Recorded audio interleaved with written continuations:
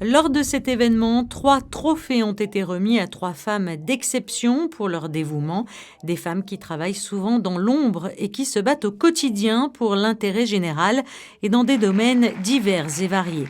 Lors de cette cérémonie, Chantal Ravera, la présidente de l'association Femmes Leaders Mondiale Monaco, qui défend au quotidien la position de la femme, et la présidente du Conseil économique, social et environnemental ont été mises en lumière pour leur engagement sans faille, tout comme Valérie Campora, qui œuvre au sein de l'association d'aide aux victimes d'infractions pénales.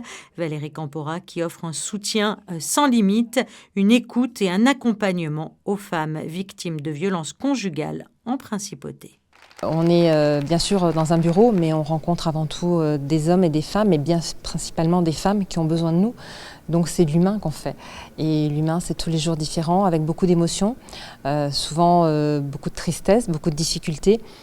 Mais quand on arrive à avoir un sourire de la personne qui est venue vous voir et à pouvoir la sortir de certaines situations, c'est ce qui fait que oui, quand on se lève le matin, on a envie d'y aller. On a bien ressenti que cet engagement partait de leurs tripes et que ce sont des femmes qui ne peuvent pas vivre sans engagement. Après l'engagement, il faut le vivre au quotidien aussi avec la vie des femmes, c'est-à-dire avec les vies des femmes. Une femme qui s'engage, si en plus elle travaille, qu'elle a une famille, c'est quelque chose de plus.